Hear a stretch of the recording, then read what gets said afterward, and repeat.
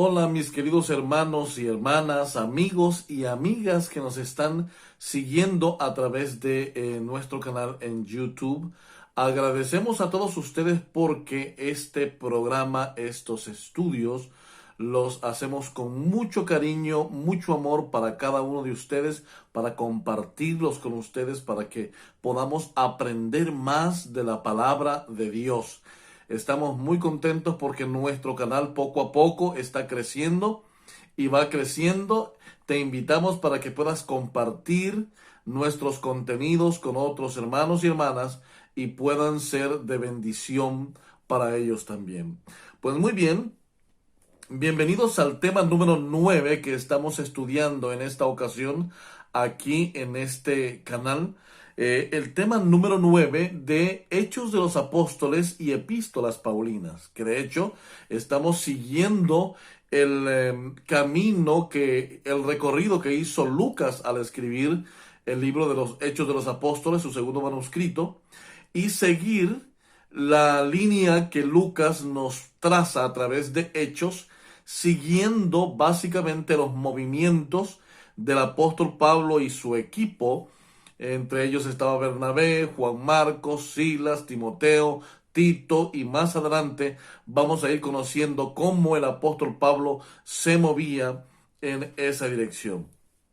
Pues bien, recordamos que en el tema anterior hablábamos acerca de que Pablo había regresado y Bernabé habían regresado juntos desde del primer viaje misionero a través de la ruta de Chipre. Llegaron finalmente a Antioquía y allí se dedicaron a dar testimonio de lo que había sucedido en ese viaje primero que habían tenido. Los hermanos muy contentos, muy felices estaban por todo lo que contaban de cómo los recibían, cómo recibían el Evangelio. Y a pesar de que contaban también las situaciones difíciles que habían pasado, siempre la resolución de cada problema era todavía más llena de gozo para los hermanos, porque al final de cada situación complicada había un milagro de parte de Dios que hacía que la vida de estos dos grandes hombres fueran protegidas por los ángeles del Señor. Ahora bien, mis queridos hermanos, en esta ocasión vamos a estudiar acerca de los problemas que surgieron antes del segundo viaje misionero. Fíjense que en ese primer viaje misionero, el apóstol Pablo regresa con Bernabé y cuando están en Antioquía son visitados. Son visitados por unos judíos que iban de Judea. Más adelante nos vamos a dar cuenta quién iba entre esos judíos que iban desde Judea.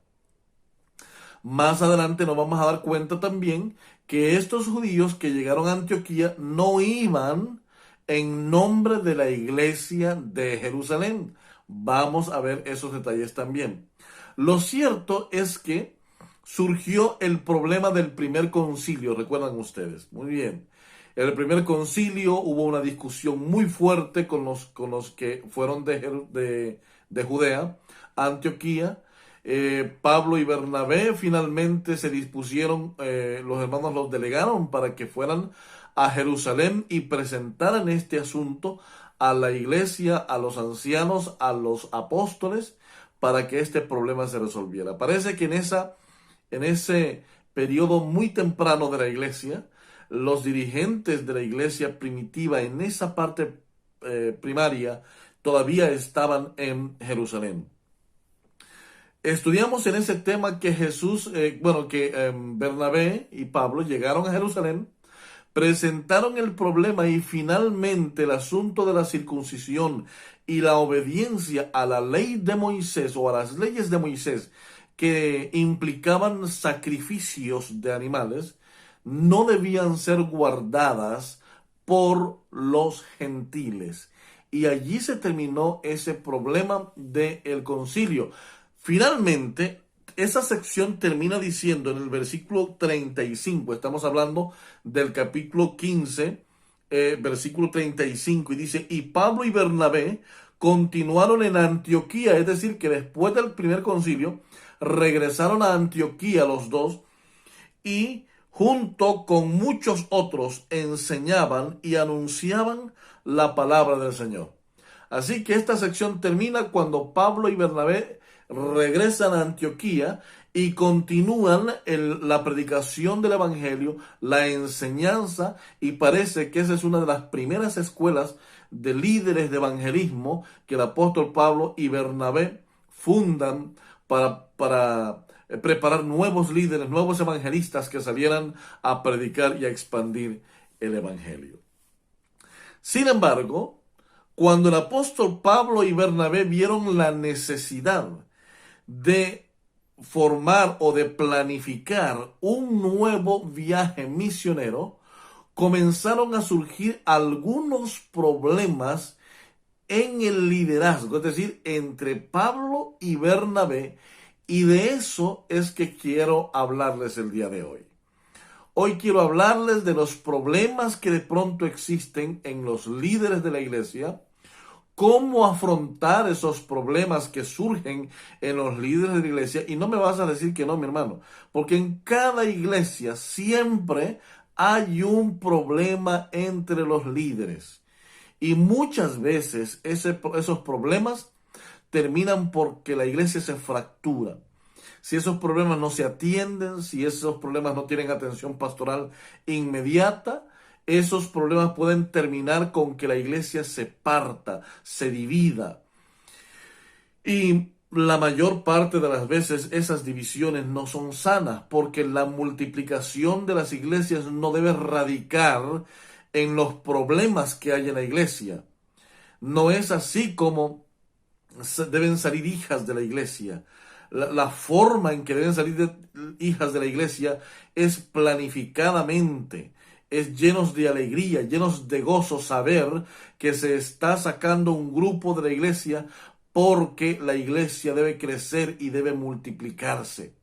Pero cuando las razones por las que las iglesias se dividen y surgen grupos son problemas y enemistad entre hermanos, la obra de Dios, al contrario, no prospera.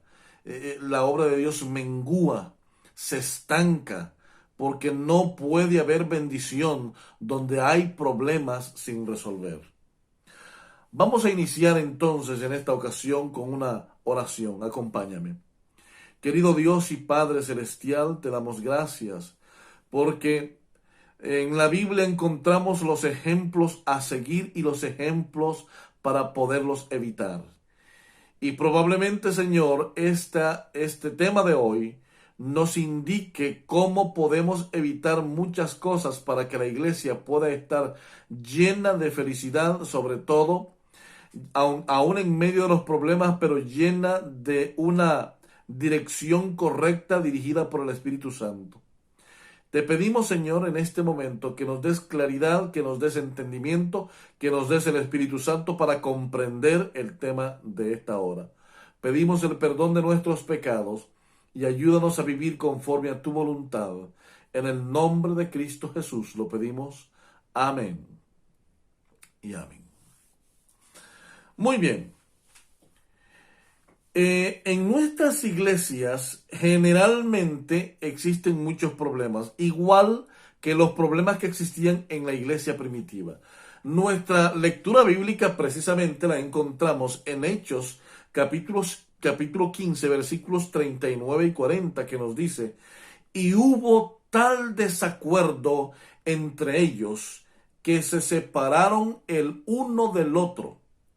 Bernabé, tomando a Marcos, que de hecho más adelante vamos a ver que era primo o sobrino de Bernabé, tomando a Marcos, navegó a Chipre, y Pablo, escogiendo a Silas, salió encomendado por los hermanos a la gracia del Señor. Así nos dice el capítulo 15, versículo 39 y 40.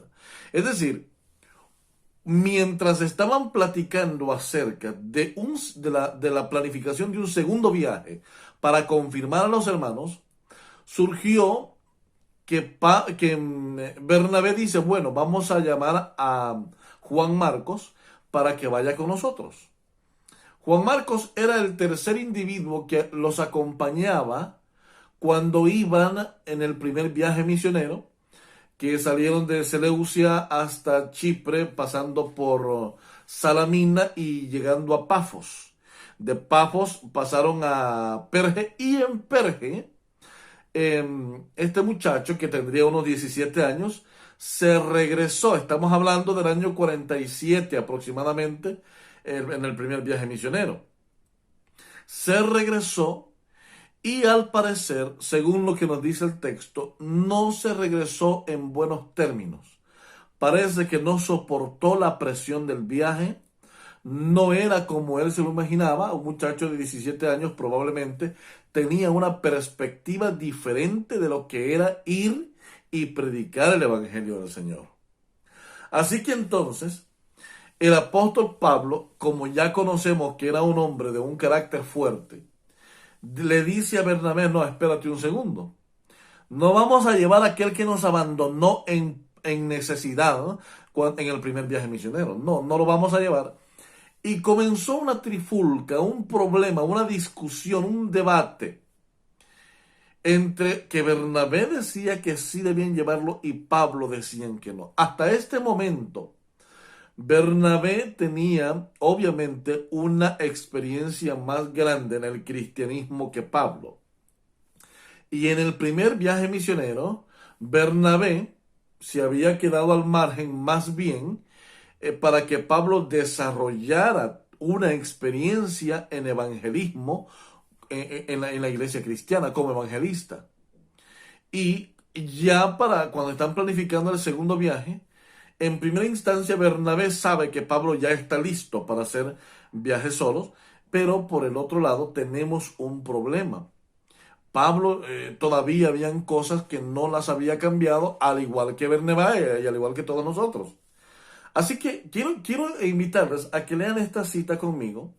La encontramos en el libro del Espíritu y Profecía, que se llama Hechos de los Apóstoles, en la página 164, párrafo 3. Miren lo que dice. Bernabé estaba dispuesto a ir con Pablo, pero deseaba llevar consigo a Marcos, quien había decidido de nuevo consagrarse al ministerio. Pablo se opuso a esto. No le parecía bien llevar consigo a uno que durante su primer viaje misionero les había abandonado en tiempo de necesidad. No estaba inclinado a excusar la debilidad manifestada por Marcos al abandonar la obra en procura de la seguridad y las comodidades del hogar. Recalcaba que uno con tanta poca fibra era inapto para un trabajo que requería paciencia, abnegación, valor, devoción, fe, disposición a sacrificar, si fuera necesario, hasta la vida misma. Tan áspera fue la disputa que Pablo y Bernabé se separaron, siguiendo el último, es decir, Bernabé, sus convicciones y llevando consigo a Marcos. Bernabé, dice el texto, tomando a Marcos, navegó a Chipre, y Pablo, escogiendo a Silas, partió encomendado de los hermanos a la gracia del Señor. Es decir, hubo un problema, esa discusión. Aparentemente es Marcos la disputa, y es verdad, en esta discusión es Marcos el meollo, el punto de discusión. Pero no era solamente eso. Vamos a ir viendo más adelante que no solamente se trataba de la venida de Marcos en el primer viaje. Así que veremos algo más adelante. Miren, y es que el enemigo, mis queridos hermanos y hermanas, siempre va a tratar de dividir y de destruir la iglesia. El diablo sabe que la iglesia es el instrumento que Dios usa para recibir, bueno, para predicar y para recibir a los nuevos conversos. Si la iglesia está en discusión, si sus líderes están emproblemados, la iglesia no estará ocupada en la obra que debe realizar. Por eso es que el enemigo siempre querrá dividir y destruir la iglesia. Muchas veces en la iglesia surgen grupos. Uno más arraigado a la parte, diríamos, más conservadora, y otros un poco más arraigados a la parte liberal. Y por lo general estos dos grupos se atacan. Es muy triste esta situación porque la iglesia no debería estar tomando partidos. Los líderes no deberían estar pensando en ello. Deberían estar concentrados en apoyar al que está como líder en turno para poder llevar a cabo los planes de la iglesia. Pero cuando la iglesia está desocupada y no tiene un plan definido, no está organizada, entonces sus líderes van a comenzar a encontrar cualquier pretexto para discutir, para poder debatir, y el enemigo usará esa estrategia para dividir a los líderes y para dividir a la iglesia al final. Uno de los problemas es que siempre en la iglesia habrá problemas entre los líderes, siempre. Eso así será. Si tú eres un líder de iglesia y estás pensando en renunciar porque hay algún otro líder de influencia en la iglesia que no te está dejando trabajar, te diré una cosa. La solución no es que renuncies. La solución es que te consagres más, ignores las críticas. Si las críticas que te están haciendo es para mejorar, debes ser humilde y aceptar esas críticas. Pero si las críticas vienen de personas que únicamente quieren y han vivido toda su vida criticando cualquier plan y cualquier liderazgo de la iglesia, simplemente ignora. Pero no debes rechazar el llamado que Dios te ha hecho a dirigir su iglesia en este momento de la historia. Este es tu momento y debes de trabajar para el Señor, porque ese es el llamado de Dios. Pero debes saber eso. En la iglesia siempre habrán problemas. Siempre habrá disputas entre líderes. Unos estarán culpando de que el otro líder no hace bien las cosas y el otro viceversa. Pero siempre habrá ese tipo de discusión. Ojo, nunca debemos dejar que esos problemas trasciendan a otros niveles de discusiones, mis queridos hermanos. Los problemas y discusiones nunca llevan a nada nuevo. Mire, a nada bueno. Si usted deja que un problema comience en la iglesia y vaya avanzando y usted no lo atiende y no rápidamente lo soluciona, eventualmente puede ser un problema grave en la iglesia que lleve hasta la división misma de la iglesia. Personalmente he visto cómo algunas iglesias terminan dividiéndose.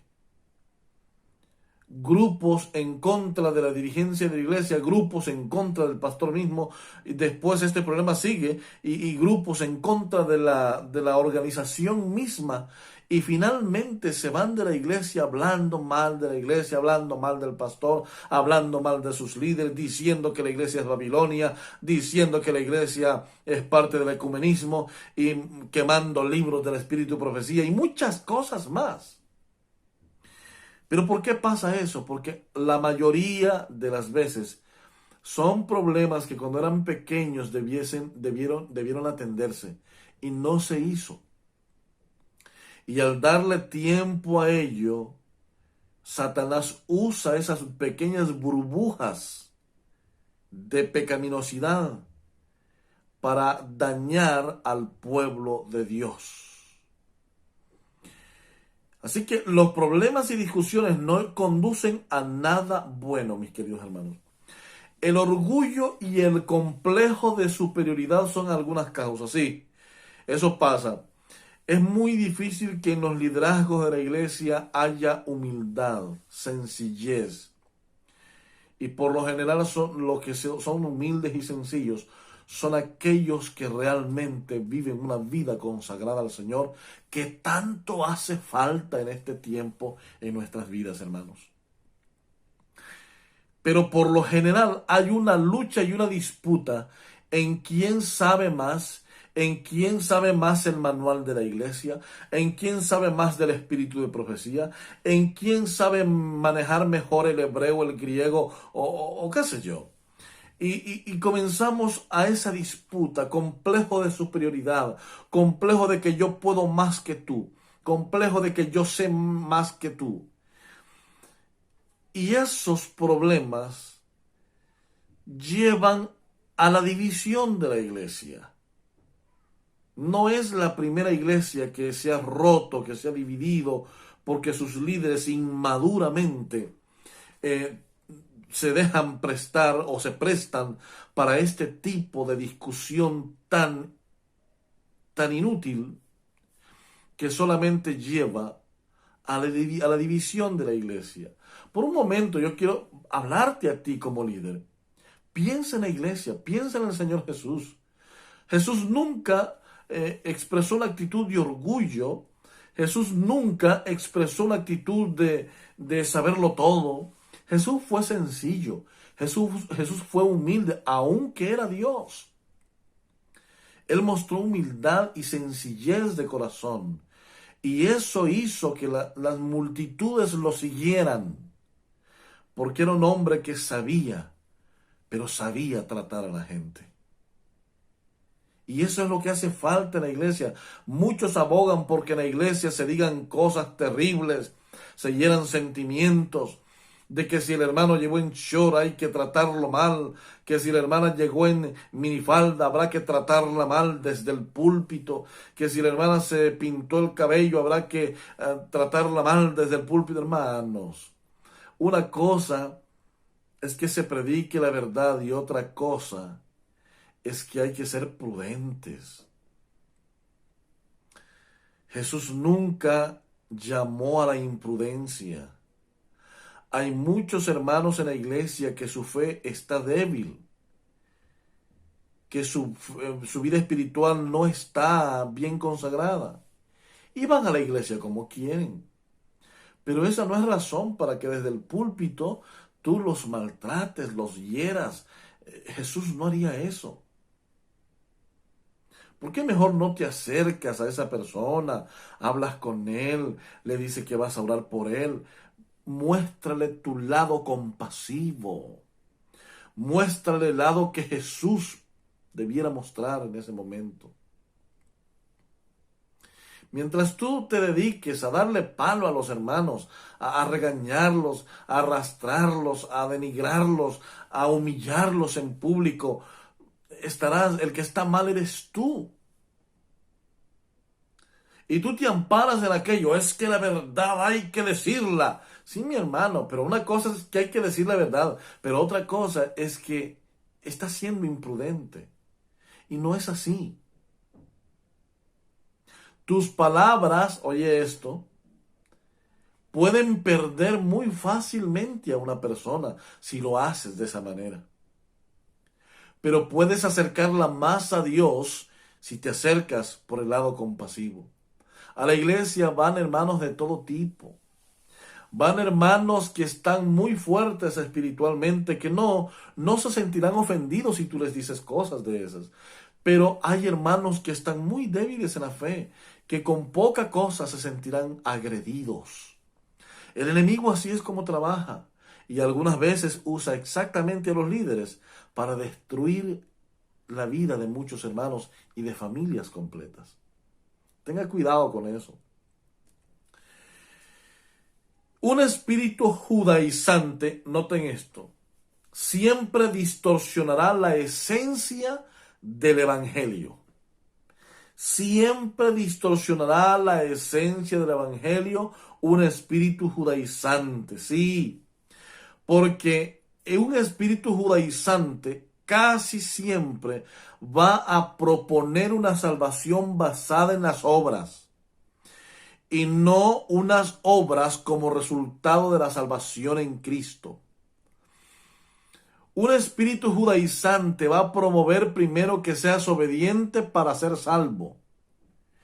En realidad, la salvación viene primero y la obediencia es el resultado de la salvación que Cristo nos da por medio de su sacrificio.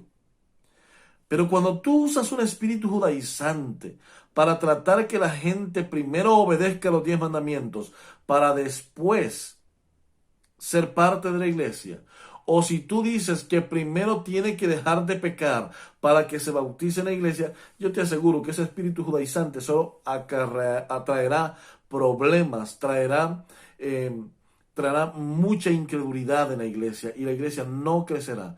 Estoy muy de acuerdo con que el cristiano debe cambiar su modo de vivir. Estoy muy de acuerdo con que el cristiano debe sujetarse al Señor y obedecer los mandamientos del Señor. Pero esto es el resultado de una relación diaria de consagración con Dios, no la razón para salvación. Es el resultado de la salvación.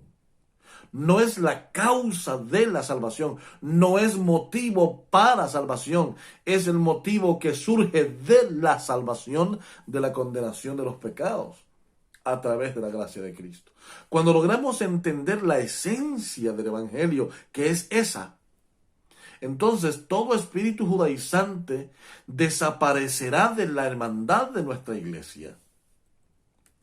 Y por último, los verdaderos cristianos y líderes especialmente siempre resuelven cristianamente los problemas. Es decir, si hay un problema en la iglesia, va rápidamente y lo resuelve. El apóstol mismo del que estamos estudiando dijo que no se ponga el sol sobre vuestro enojo. El cristiano debe aprender que aun cuando hay problemas, debe haber soluciones.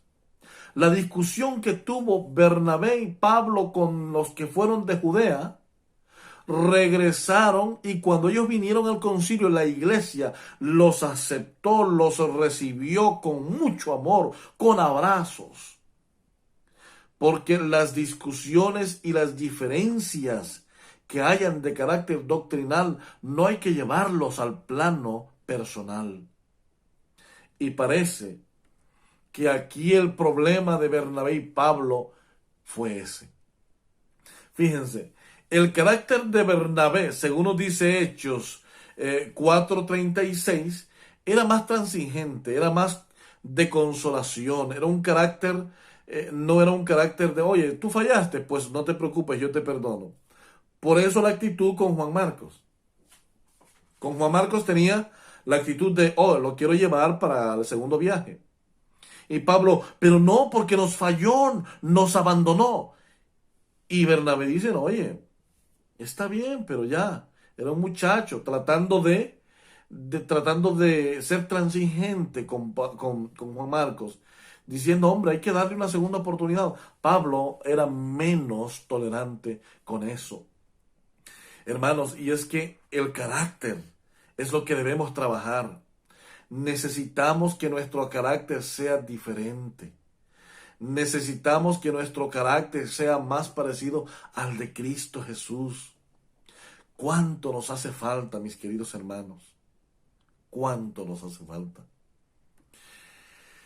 Fíjense que Marcos, según nos dice el capítulo 13, versículo 13 de Hechos de los Apóstoles, cuando llegaron a Perge, Juan Marcos se regresó, no soportó la travesía, el viaje.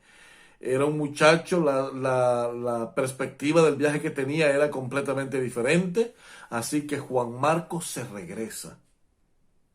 Aunque el Espíritu Profecía nos dice que luego se arrepintió y que luego se reconvirtió al Señor y estaba listo para el segundo viaje, pero aquí es donde Pablo dice, no quiero que vaya conmigo.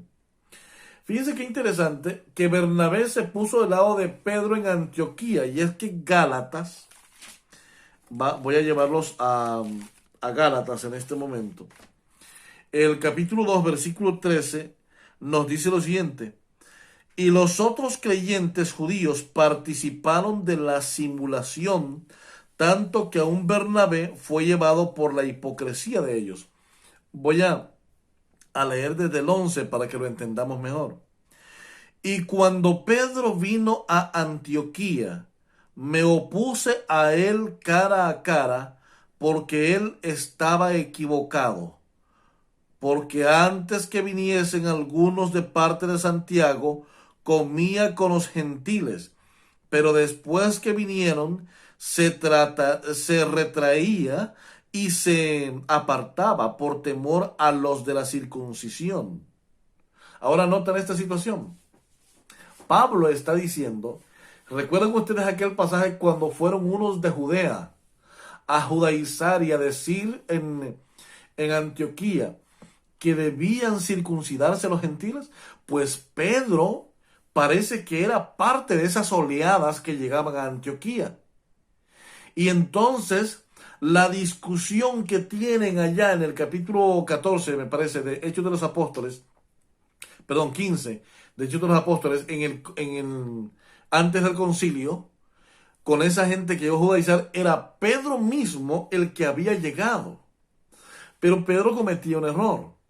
Se sentaba con los gentiles y mientras estaba comiendo con los gentiles y hablaban del tema, decía, no, hermanos, no, ustedes no tienen por qué circuncidarse. Pero cuando se sentaba a las mesas con los judíos, decía, sí, los hermanos gentiles deben de circuncidarse. Es decir, esa inestabilidad es la que lleva a Pablo a confrontar a Pedro allí en Antioquía. Y lo confronta y le dice de todo. Y Bernabé se puso del lado de Pedro, no de Pablo. Entonces parece que el problema de Pablo y Bernabé comienza un poco antes. Comienza allí, en esa discusión. En esa discusión que tuvieron porque Bernabé se puso del lado de Pedro. Pero ahora vean, ese problema doctrinal, ahora que estaban planificando el segundo viaje misionero, Pablo lo convierte en un problema personal. Imagino, y ahí sí debo entrar en especulación, que Pablo comienza a decirle, oye, pero ¿no te acuerdas cuando Juan Marcos nos abandonó? ¿No te acuerdas cuando te pusiste del lado de Pedro en la discusión en Antioquía?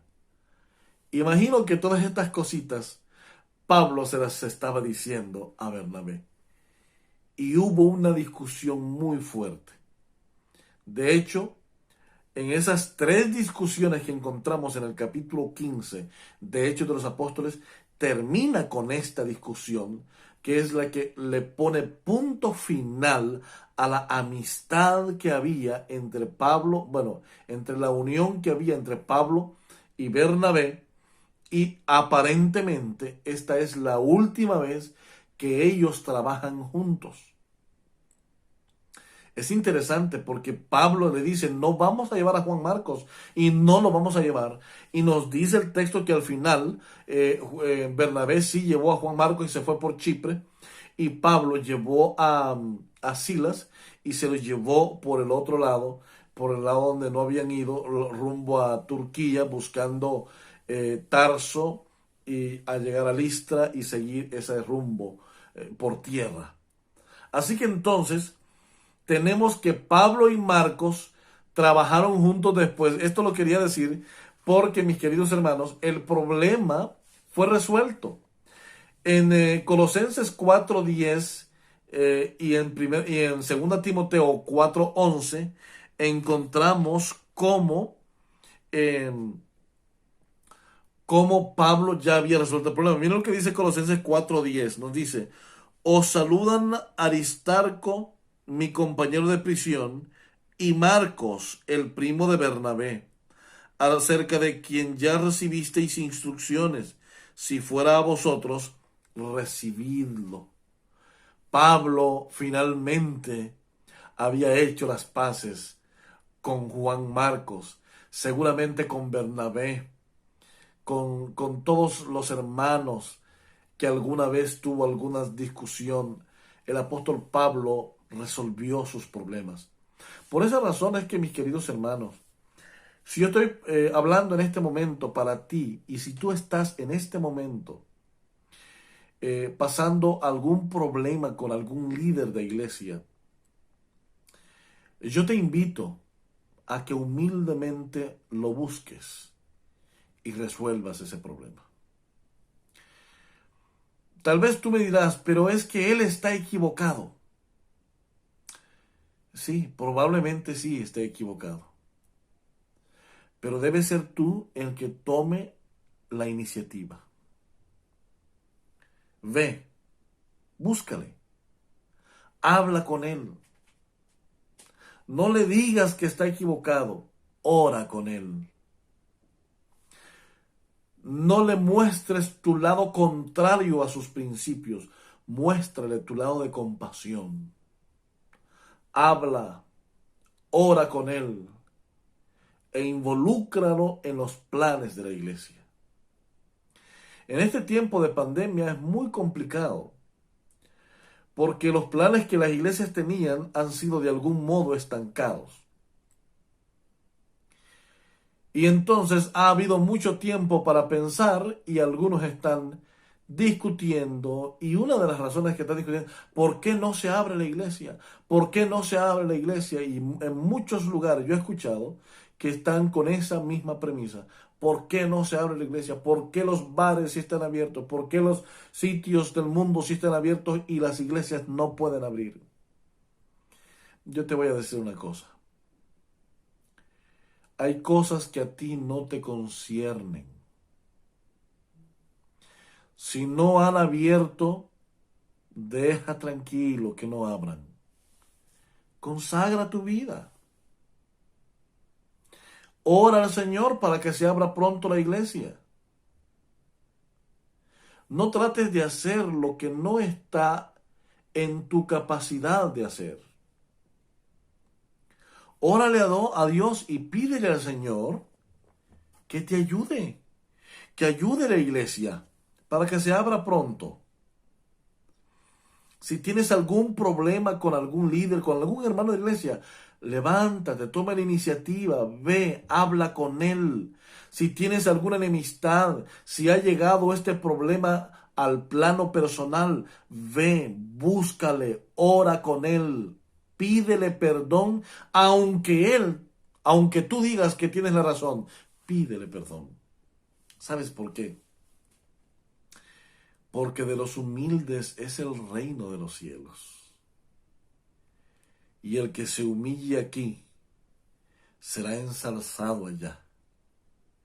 Y el Señor quiere hijos e hijas, que no importa si en esta tierra nos culpan de todo, pero que tengamos la certeza que vamos a reinar con Cristo Jesús eternamente. El apóstol Pablo y Bernabé finalmente resolvieron. Con Juan Marcos resolvieron.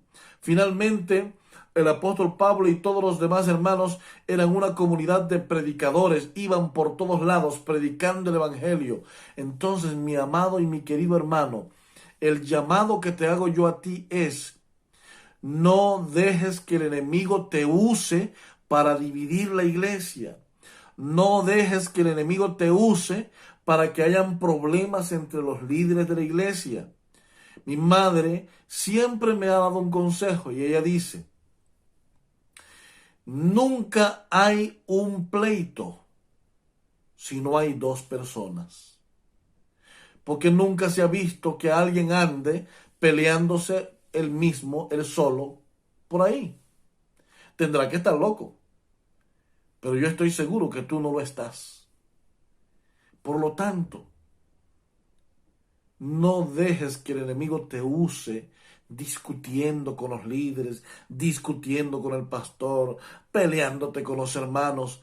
Al contrario, ve con aquellas personas con quienes te has discutido, pídeles perdón, actúa humildemente y deja que el Espíritu Santo trabaje en la obra tan imposible que nosotros no podemos hacer, y es la de tocar los corazones de las personas para que vengan a Cristo Jesús. Cuando la gente vea una iglesia unida, cuando la gente vea unos líderes consagrados, cuando la gente vea que los líderes de la iglesia están unidos predicando el evangelio y llevan una vida de consagración, entonces la iglesia tendrá un impacto más grande en la comunidad. Yo te invito a que pidamos a Dios humildad. Querido Dios y Padre Celestial, te rogamos en esta hora que si hay algún problema en la iglesia, alguna dificultad, alguna enemistad, nos puedas dar, Señor, sobre todo humildad. Nos puedas perdonar porque fallamos constantemente. Queremos que tú, Señor, seas nuestro guía. Por favor, Padre bendito, bendice a tu pueblo en todo el mundo. Bendice a tus hijos en todo el mundo. Bendice, Señor, a cada uno de los misioneros, de predicadores, de pastores, ancianos, líderes de iglesia en todo el mundo y permite que tu iglesia, Señor, reciba instrucciones debidamente inspiradas por el Espíritu Santo, Señor. Señor, si hay problemas en este momento en alguna iglesia, por favor, dale sabiduría a sus líderes para que puedan abordar con humildad el problema y puedan resolverlo, porque solamente la compasión de Cristo puede hacer que la iglesia pueda ser victoriosa sobre Satanás y sobre sus intenciones, Padre. Hoy venimos delante de ti para que tú nos llenes de tu poder, nos llenes de humildad, nos llenes de compasión y que nos ayudes a compartir con otros ese amor de Cristo Jesús. Nos ponemos en tus manos, Padre bendito. Te lo pedimos en el nombre de Cristo Jesús. Amén.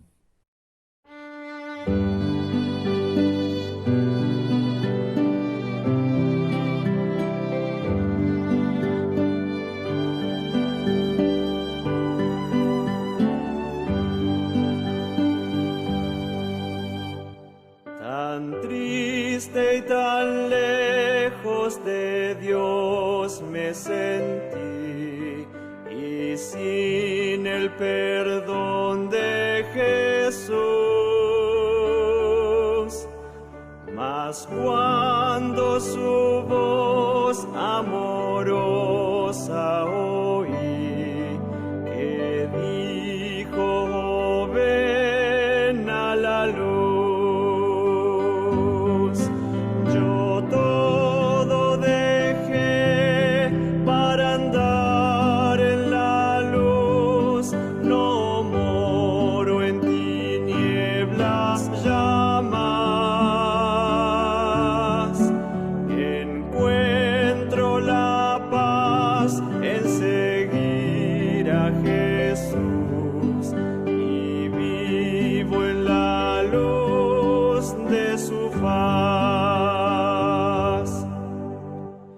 Qué amigo tan dulce es el tierno Jesús, tan lleno de paz y de amor.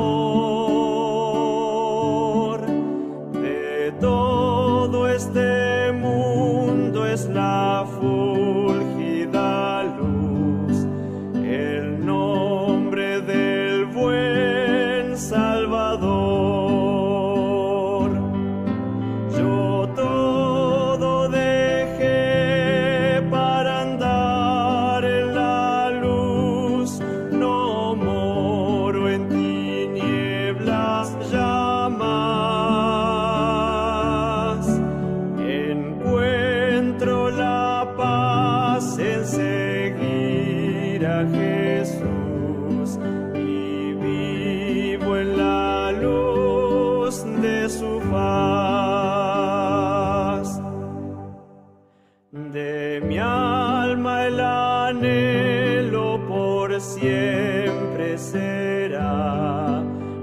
cerca vivir de la cruz.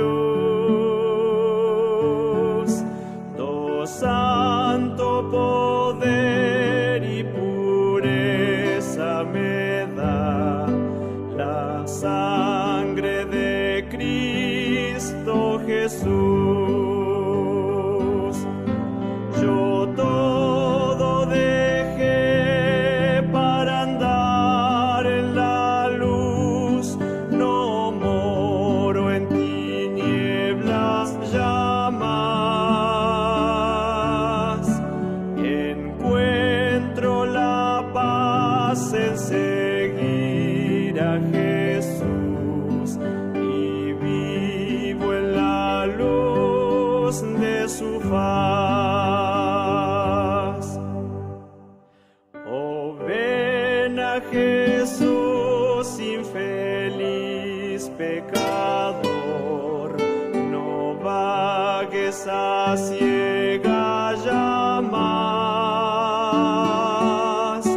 Si ven a Jesús, tu benigno Señor, que en él salvación